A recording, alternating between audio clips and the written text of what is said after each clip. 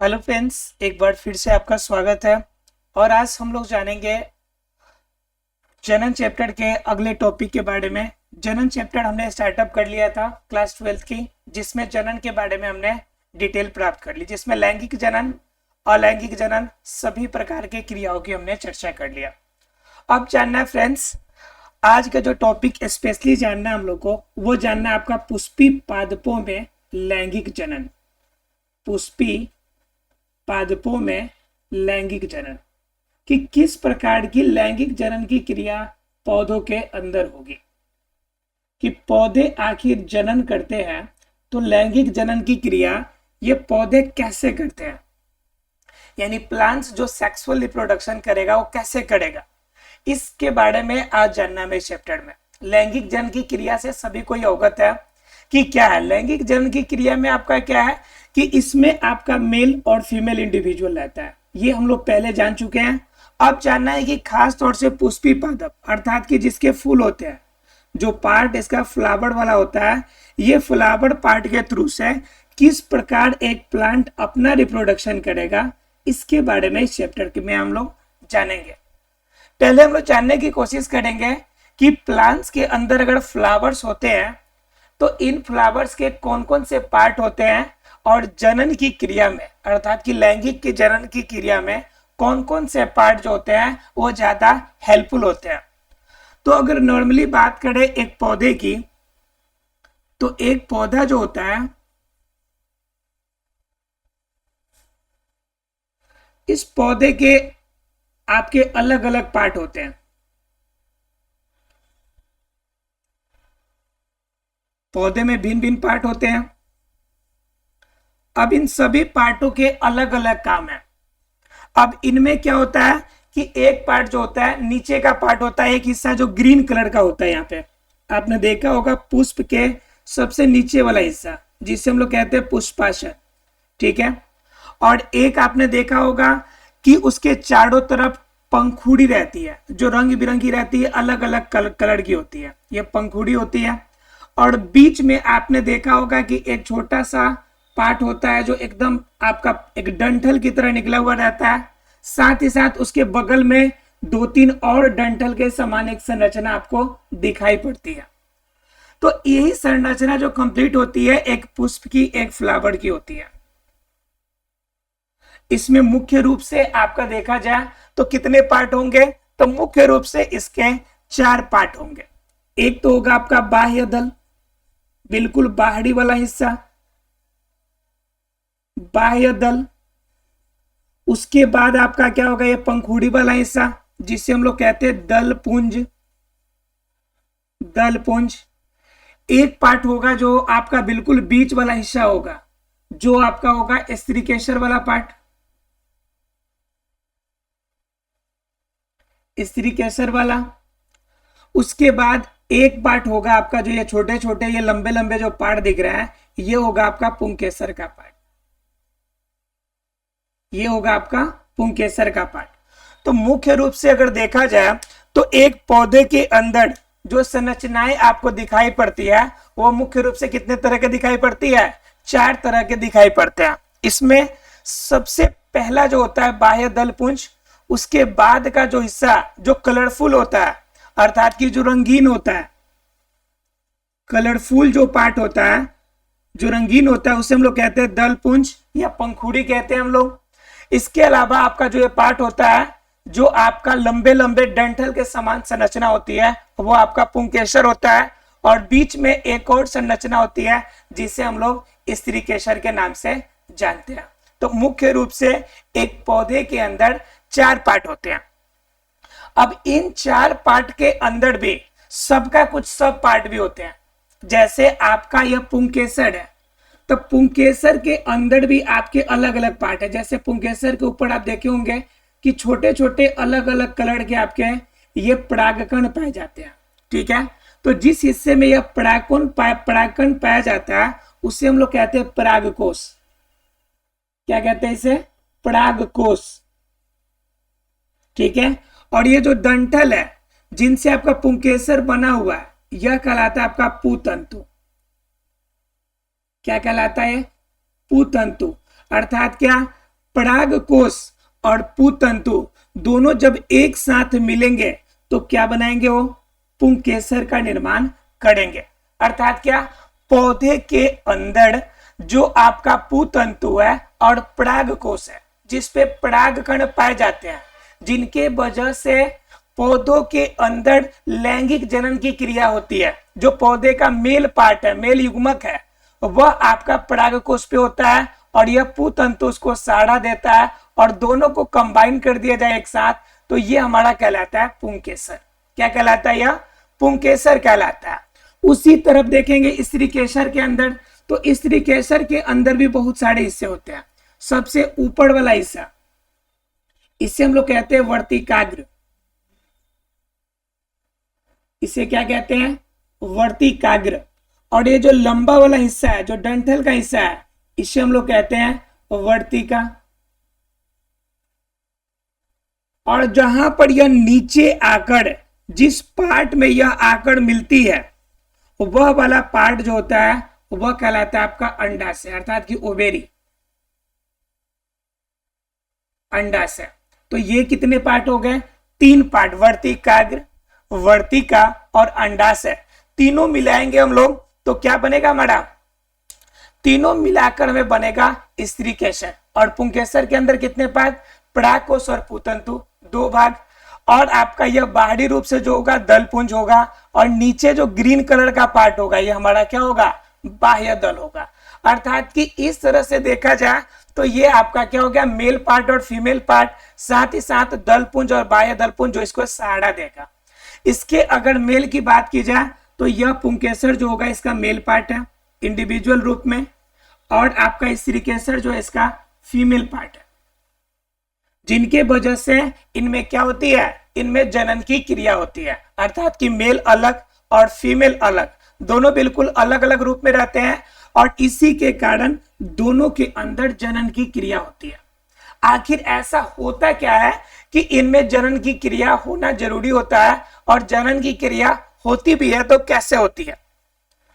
तो इसके अंदर जनन की क्रिया का जो मेन जो प्रोसेस है, जो मेन प्रक्रिया है, उसे हम लोग कहते हैं परागन। उसे क्या कहते हैं हम लोग? परागन कहते हैं। अर्थात कि परागन कह सकते हैं कि पौधे के अंदर यह ऐसी क्रिया है जिसके फलस्वरूप निषेचन होना संभव होता है, अर्थात कि जनन की क्रिया संभव हो पाती है। वह क्रिया आपकी परागन है। अर्थात परागन कहने का मतलब सीधे शब्दों में समझे तो जिस प्रकार से युग्मकों का स्थानांतरण होता है, तो युग्मकों के स्थानांतरण की क्रिया ही क्या है? प्रकार की परागन है। क्योंकि स्थानांतरण जब परागन की क्रिया होती है तो इसी के बाद जाकर निषेचन की क्रिया होती है। और जब निषेचन की क्रिया भी हो जाती है तब क्या होता है कि एक नए जीव की, एक नए संतति की उत्पत्ति होती है। तो यह प्रक्रिया आपकी सबसे प्रमुख क्या हो जाती है? परागन। और परागन के लिए प्रमुख क्या हो जाती है? 2 पार्ट इसके, जिनके कारण परागन की क्रिया होती है। तो एक तो आपका क्या हो गया? परागकोश, जहां से परागकण निकलते हैं, और दूसरा भाग इंपॉर्टेंट हो जाता है आपका वर्तिकाग्र। वर्तिकाग्र जहां पर जाकर परागकण मिलते हैं। अर्थात कि परागकोश से आपका मेल वाला जो होगा, मेल जो आपका क्या कहते हैं युग्मक होगा, निकलेगा और वर्तिकाग्र अर्थात जो फीमेल वाला पार्ट है वहां तक जाएगा। यह क्रिया आपकी परागन कहलाएगी। परागन होने के बाद उनमें निषेचन की क्रिया होगी, और निषेचन करने के बाद जो नया आपका बीज है, नया बीज जो है वह तैयार होगा, और इसी बीज से नया पौधा आपका तैयार होगा, नया पौधा तैयार होगा। तो यह कंप्लीट प्रोसेस हम लोग को किसमें जानना है? पुष्पी पादपों में लैंगिक जनन के। ऐसा फ्रेंड्स ये बात समझ में आ रही होगी आपको कि पुष्पी पादपों में लैंगिक जनन की क्रिया में हमें जानना क्या है, इस चैप्टर में हमें पढ़ना क्या है। तो इसमें हमें पढ़ना है कि पुष्प के कौन से भाग आपका मेल पार्ट होता है और कौन सा भाग फीमेल पार्ट होता है। तो मैंने आपको बताया मेल पार्ट के अंदर मुख्य पुंकेसर अर्थात कि परागकोश और पुंतंतु दोनों एक साथ मिलेंगे तो पुंकेसर बनाएंगे। स्त्रीकेसर के अंदर आपका वर्तिकाग्र, वर्तिका और अंडाशय 3 पार्ट, ये आपका फीमेल पार्ट हो गया। और आपका क्या होगा? परागकोश और वर्तिकाग्र यानी पराग कोश से वर्तिकाग्र तक पराग कण को आने की प्रक्रिया आपकी परागन है, और परागन की क्रिया के बाद निषेचन की क्रिया, और निषेचन जब हो जाएगी तो युग्मनज बनेगा और वही आगे चल के नया बीज का निर्माण करेगा, और यही नया बीज एक नए पौधे के रूप में आपका जन्म लेगा। तो यह कंप्लीट प्रक्रिया हमें पुष्पी पादपों में लैंगिक जनन के रूप में जानना है हम लोग को। क्लियर है? अगर यहां तक आपको क्लियर है तो हम लोग फिर ये क्रिया समझेंगे उसी के हिसाब से जिस प्रकार हमने आपको बताया था कि लैंगिक जनन के स्तर में 3 प्रकार का स्टेजेज अर्थात कि 3 तरह के स्टेजेज इसके अंदर पाए जाते हैं। तो 3 तरह के स्टेजेज हमने आपको बताई थी। कौन कौन सी स्टेजेज बताई थी? कि लैंगिक जनन की क्रिया जब भी होगी तो 3 स्टेज में होगी। एक क्या होगी? वो घटनाएं जो निषेचन से पहले होगी, वो सभी घटनाएं जो निषेचन से पूर्व होगी अर्थात निषेचन से पहले होगी। दूसरी घटनाएं जो घटना निषेचन में होगी, और तीसरी घटनाएं वैसी घटनाएं जो निषेचन के पश्चात में होगी अर्थात निषेचन करने के बाद जो घटनाएं होगी वो सभी घटनाएं आती है आपकी। तो आपकी लैंगिक जनन के अंदर 3 स्टेजेज है। तो कंफर्म है कि पुष्पी पादपों में अगर लैंगिक जनन की क्रिया होती है तो कंफर्म है कि इनके अंदर भी आपकी क्या होगी? वो घटनाएं होगी। फर्टिलाइजेशन से पहले की प्रक्रिया होगी, फिर फर्टिलाइजेशन की होगी, और उसके बाद जो आपका नया सीड्स बनते हैं वो प्रक्रिया अर्थात कि निषेचन पश्च की क्रिया इसमें शामिल होगी। ठीक है? तो अब पहले हम लोग जानेंगे निषेचन पूर्व घटनाएं। अगर ये समझ में आ रही है कि इससे आपका मेल और फीमेल पार्ट, उसी के अनुसार आपको निषेचन पूर्व की घटनाएं समझ में आएगी, क्योंकि इसमें हमें पहले जानना है मेल पार्ट के बारे में अर्थात पहले पुंकेसर के बारे में जानेंगे हम लोग, क्योंकि निषेचन पूर्व की घटनाएं में हमें क्या जाननी है? निषेचन पूर्व की घटनाएं में जाननी है क्या क्या होता है निषेचन पूर्व की घटनाएं में, वो आप जानिए। निषेचन पूर्व की घटना में सबसे जो इंपॉर्टेंट होता है कि पहले क्या करेगा? पहले आपका जो पौधा है वो परिपक्व अवस्था में आएगा। पौधा क्या होगा? परिपक्व अवस्था में आएगा। पौधा परिपक्व अवस्था में आने के बाद क्या होगा? इनमें युग्मक जनन की क्रिया होगी। इनमें कौन सी क्रिया होगी? युग्मक जनन की क्रिया। तो इसके अंदर भी 2 प्रकार की युग्मक है, आपका एक मेल वाला एक फीमेल वाला। तो आपका क्या होगा? जो मेल पार्ट है जहां से युग्मक जनन की क्रिया होगी उसे हम लोग कहते हैं लघु बीजाणु जनन। उसे क्या कहेंगे हम लोग? लघु बीजाणु जनन। और दूसरा ये मेल पार्ट है, और जब फीमेल पार्ट में ही होगा तो इससे हम लोग कहते हैं गुरु बीजाणु जनन। गुरु बीजाणु जनन। उसके बाद युग्मक जब जनन हो जाएगा तो क्या करेंगे हम लोग? युग्मक का स्थानांतरण की बात करेंगे।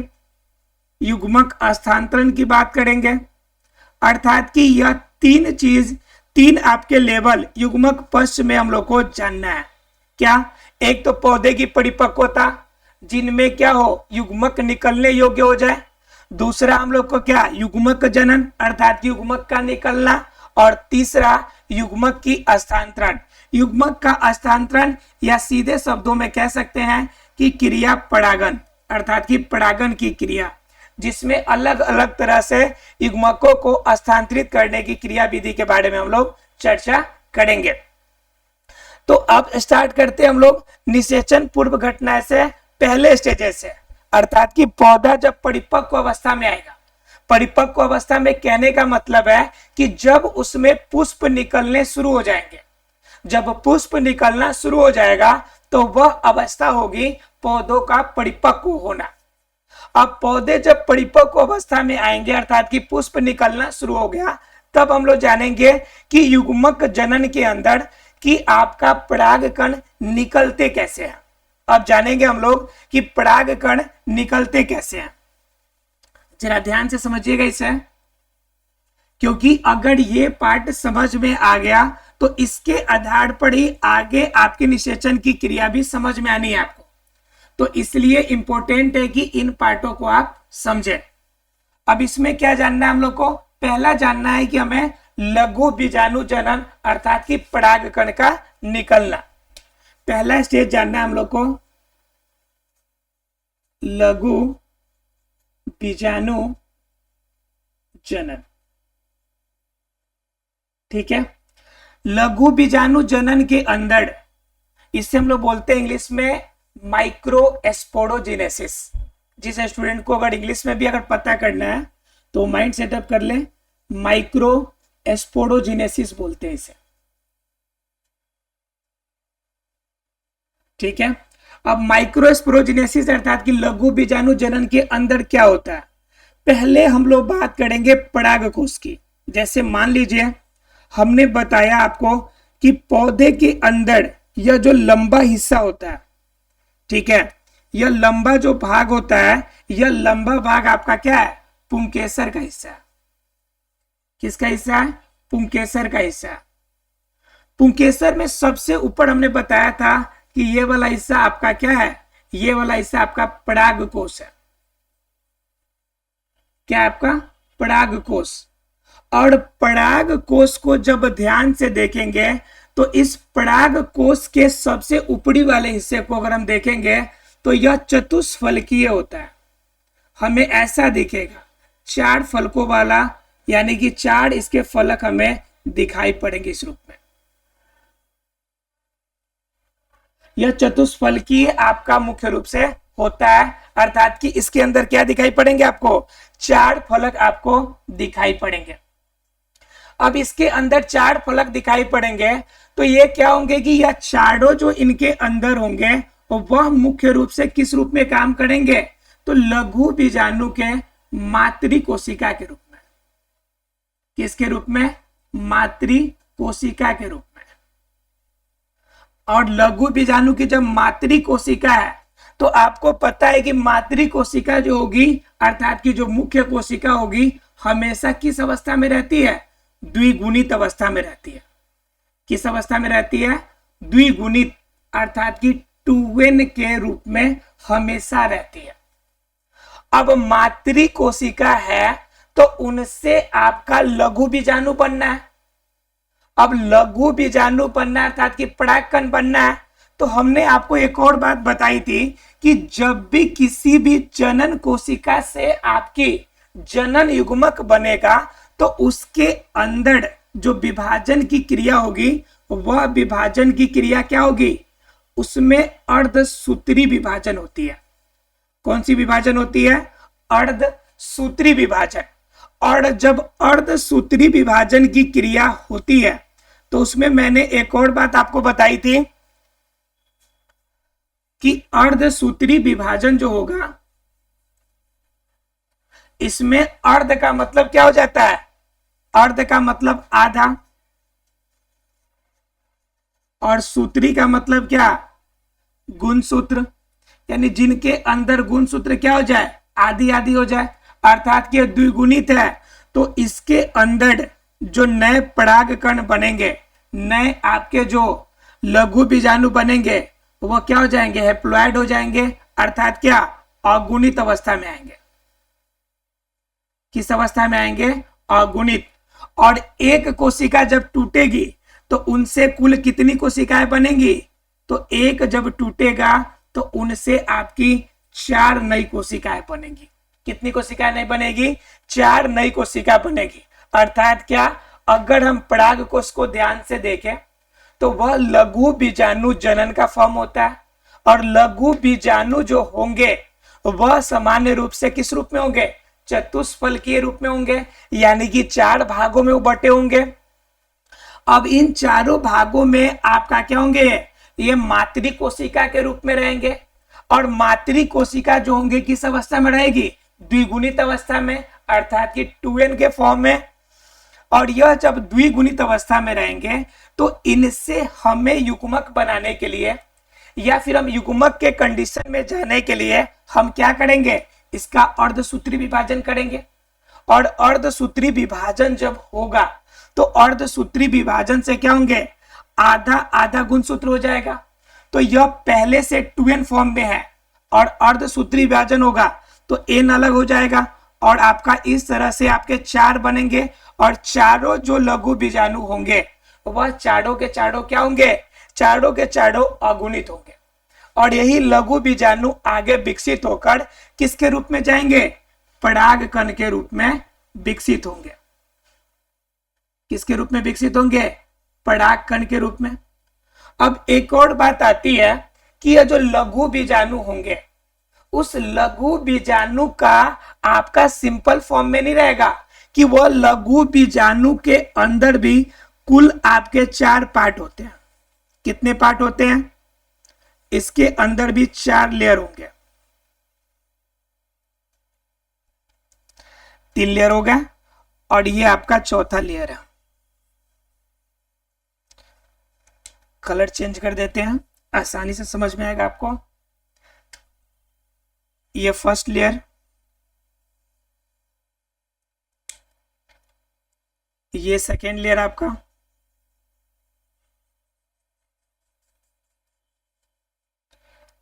फिर आपका थर्ड लेयर और लास्ट वाला आपका ये हो जाएगा आपका फोर्थ लेयर।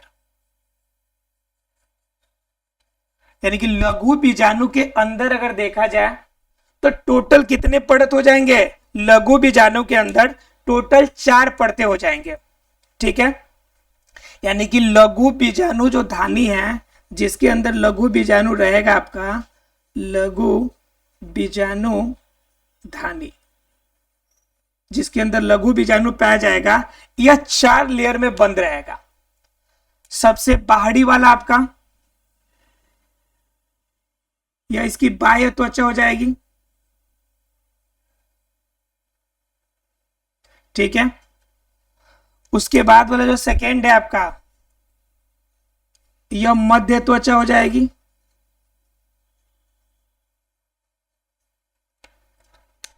तीसरा वाला जो है आपका यह अंतस्थ हो जाएगा।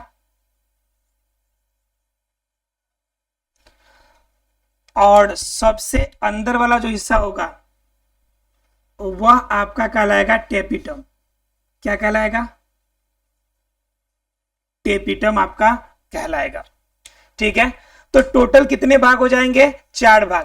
पहला भाग बाह्य त्वचा, दूसरा भाग मध्य त्वचा, तीसरा भाग अंतस्थ और चौथा भाग आपका क्या होगा, टेपिटम।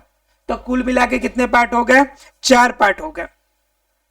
इसमें क्या होगा कि बाह्य त्वचा जो होता है इसको सुरक्षा देने में या अन्य कार्यों के लिए मदद करता है।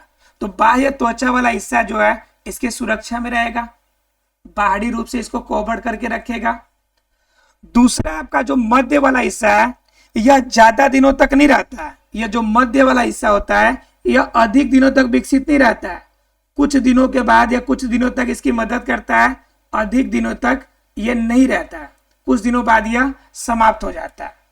अंतस्थ इसके टेपिटम को मदद करता है और इनका भी अस्तित्व जो होता है लंबा नहीं होता है, लेकिन टेपिटम जो होता है सबसे प्रमुख भूमिका निभाता है कि यह मुख्य रूप से पौधे को आपका जो बीजाणु जनन है अर्थात कि लघु बीजाणु है, इनको पोषण देने का काम किसका होता है, टेपिटम का होता है। अर्थात कि बीजाणु दानी के टोटल कितने पार्ट होंगे, 4 पार्ट।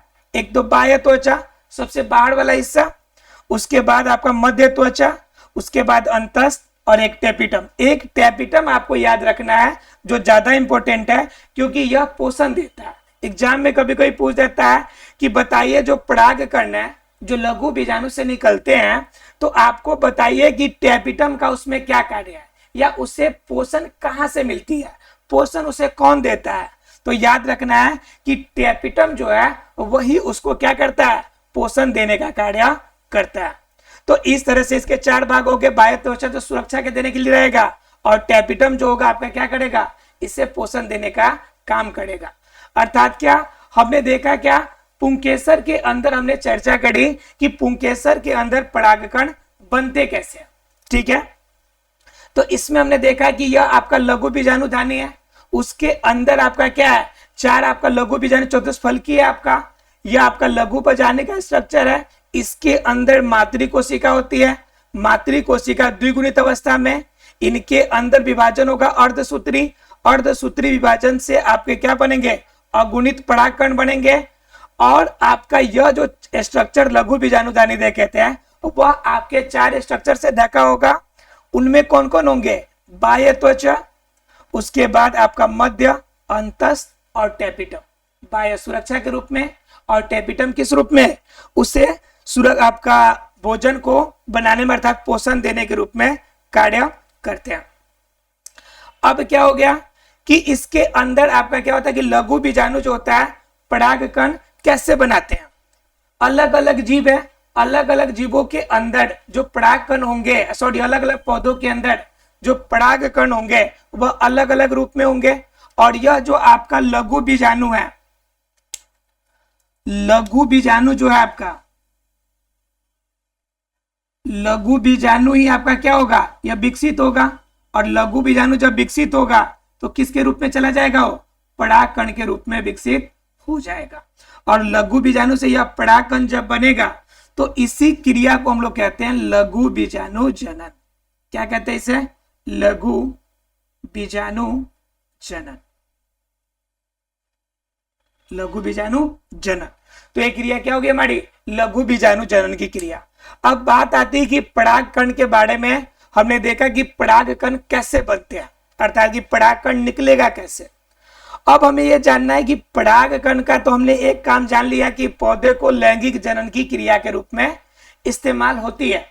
क्या परागकण का और कोई उपयोग है, क्या और कोई फायदा है, तो बिल्कुल परागकण के कुछ फायदे भी है और कुछ आपके घाटे भी है। जैसे मैंने बताया था कि कोई भी चीज होता है तो आपके लिए बेनिफिशियल भी हो सकता है या फिर आपके लिए हानिकारक भी हो सकता है, दोनों कंडीशन होते हैं। तो परागकण भी हमारे लिए फायदे होते हैं और हानि भी देते हैं। अब जरा सोच के बताइए कि पहले आपको फायदा जानना है, पहले हानि जानना है। तो पहले इनका फायदा का चर्चा कर लेते हैं, क्योंकि हर कोई पहले फायदा सोचता है, घाटा की चर्चा तो सोचता ही नहीं कोई, निगेटिव तो कोई सोच के ही नहीं चलता है। इसलिए हम लोग भी पहले निगेटिव नहीं बल्कि इसके पॉजिटिव एस्पेक्ट को देखेंगे कि परागकण से में फायदा क्या होता है। तो आपको बता दें कि परागकण जो होता है यह इसके अंदर सभी प्रकार की पोषक तत्व पाए जाते हैं, सभी प्रकार के पोषक तत्व पाए जाते हैं। इनके अंदर भरपूर मात्रा में विटामिन पाया जाता है,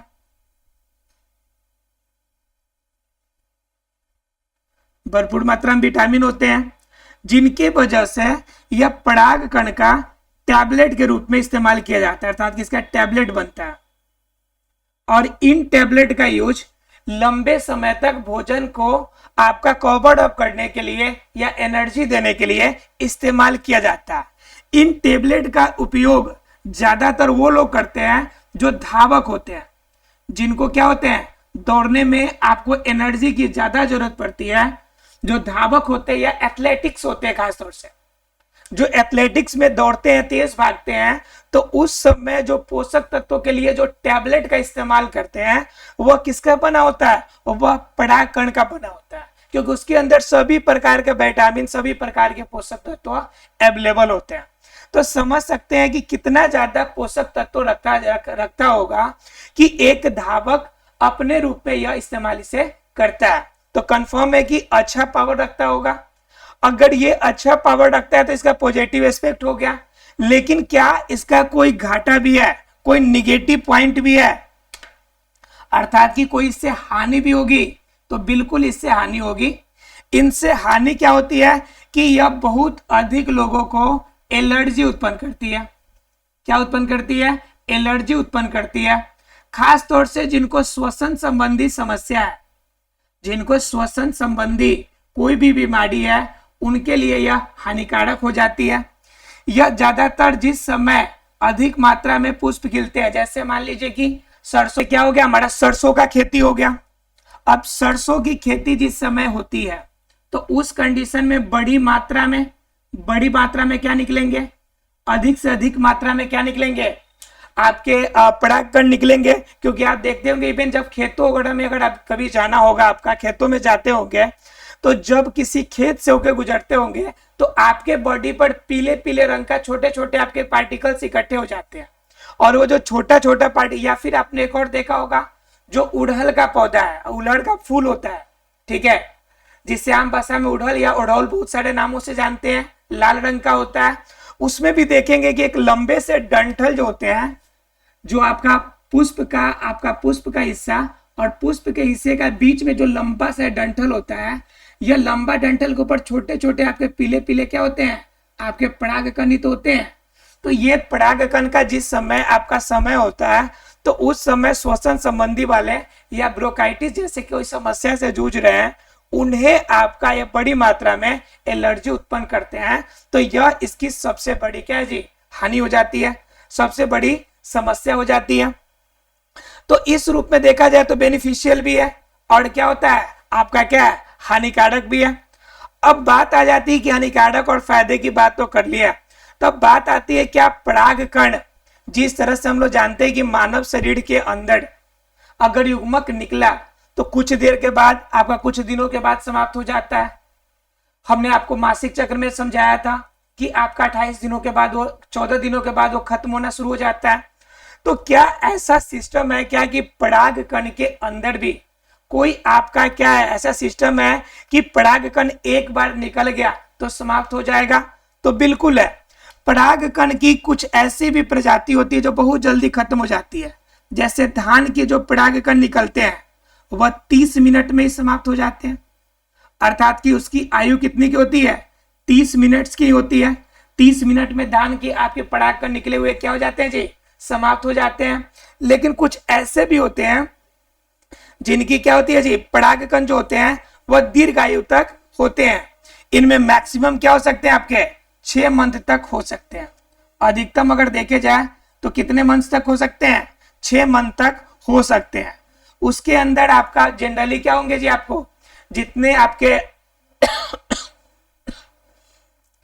जो आपके बैगन वगैरह की प्रजाति हैं, उनके अंदर जो आपकी निकलते हैं, उनके अंदर जो परागकण बनते हैं, उनकी आयु 3 मंथ के आसपास होती है, कुछ में 6 मंथ के आसपास होती है। यानी कि आपका 30 मिनट से लेके लगभग 6-7 मंथ तक आपकी क्या होती है, एक परागकण की एक एवरेज आयु होती है। अर्थात कि जो परागकण की आयु होगी, अर्थात कि परागकण की जो आयु होगी, परागकण की जो आयु होगी वो क्या होगी, आपकी अलग अलग रूप में होगी।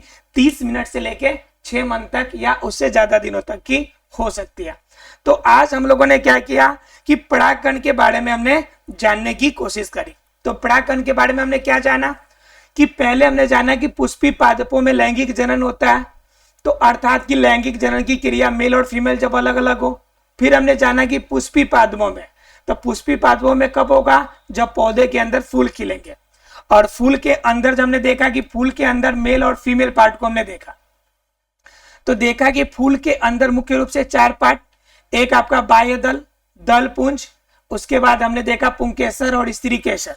हमने देखा कि पुंकेसर के अंदर भी आपके कितने भाग, 2 भाग होते हैं, आपका परागकोश और पुतंतु। और स्त्री केसर के अंदर कितने पार्ट, 3 पार्ट, वर्तिकाग्र, वर्तिका और अंडाशय। अब हमने पुंकेसर वाले पार्ट पे आज चर्चा किया। तो पुंकेसर वाले में क्या देखा हम लोगों ने, लघु बीजाणु जनन की क्रिया देखी हमने। क्या देखे, लघु बीजाणु जनन। तो लघु बीजाणु जनन क्या मतलब, सीधे शब्दों में क्या है कि परागकण निकलता कैसे, उनके बारे में। तो हमने देखा कि पुतंतु के ऊपर जो परागकोश होते हैं, जहां पर परागकण पाए जाते हैं, वह आपका एक प्रकार का लघु बीजाणुधानी होता है। और लघु बीजाणुधानी कैसा होता है, तो चतुष्फलकीय होता है। और उसके अंदर जो कोशिका पाई जाती है वो मातृ कोशिका होती है। और यह मातृ कोशिका जो होती है द्विगुणित अवस्था में होती है। और यह द्विगुणित मातृ कोशिका अर्धसूत्री विभाजन करती है और अगुणित अवस्था में आती है। और यह अगुणित अवस्था हमारा क्या कहलाता है, परागकण कहलाता है। और यह जो परागकण है, यह परागकण आपका क्या चलता है, आगे चल के परागन की क्रिया में भाग लेता है। इनके अंदर जो होंगे यह आपकी गुणसूत्र आदि आदि होगी। फिर हमने जाना कि लघु बीजाणुधानी कितने भागों द्वारा ये आपके क्या रहते हैं, कवर्ड रहते हैं। तो इसके अंदर हमने देखा 4 भाग। एक बाह्य त्वचा होता है, एक मध्य त्वचा, उसके बाद क्या आपका अंतस्थ त्वचा, अंतस्थ भाग, और सबसे आंतरिक रूप में हमारा क्या होता है, टेपिटम होता है। बाह्य त्वचा सुरक्षा के रूप में, वहीं पे टेपिटम क्या देखेंगे हम लोग, पोषण देने का काम करता है। फिर हमने देखा क्या कि जब यह क्रिया आगे बढ़ेगी तो लघु बीजाणु से जो परागकण आगे विकसित रूप में बनेगा, तो यह क्रिया हमारी क्या कहलाएगी, लघु बीजाणु जनन कहलाएगी। उसके बाद हमने कहा कि अगर परागकण हमें पता है तो इसकी भी कोई आयु होगी, तो लघु बीजा हमने परागकण का आयु हमने देखा कि आपका मिनिमम 30 मिनट से लेके आपका 6 मंथ तक की एवरेज आयु इसकी हो सकती है। इसके बाद हमने क्या देखे कि परागकण के फायदे और हानि के बारे में चर्चा किया कि परागकण हमारे लिए बेनिफिट कैसे है या फिर परागकण की हमारे लॉसेस क्या है। तो फायदे में क्या देखा कि इसके अंदर सभी प्रकार के पोषक तत्व, विटामिन या बहुत अन्य पदार्थ भी पाए जाते हैं, जिनसे हम लोग टैबलेट के द्वारा बनाकर हम इस्तेमाल करते हैं। और यह टैबलेट खास तौर से जो एथलेटिक्स होते हैं, जो धावक होते हैं, या हैवी वर्क करने वाले जो होते हैं, जो हैवी वर्क और साथ ही साथ आपको ज्यादा फुर्ती या फिर ज्यादा एनर्जेटिक वर्क की आवश्यकता पड़ती है, उन लोगों के द्वारा ये टैबलेट इस्तेमाल किए जाते हैं। और हमने दूसरे तरफ देखा कि इनकी क्या प्रॉब्लम है, क्या इनके निगेटिव पॉइंट्स हैं। तो हमने देखा कि ये एलर्जी उत्पन्न करेगी, खासतौर से उन व्यक्तियों को जिन्हें श्वसन संबंधी बीमारी है। ठीक है, तो हमने आज सिर्फ किसके बारे में जाना, पुंकेसर के बारे में एक पार्ट का चर्चा किया। कल स्त्रीकेसर और हम लोग क्या जानेंगे, परागण की क्रिया के बारे में चर्चा करेंगे। यहां तक आशा फ्रेंड्स क्लियर हो गया होगा। हमारे साथ बने रहने के लिए thank you very much friends. मिलते हैं फ्रेंड्स अगले क्लास के साथ।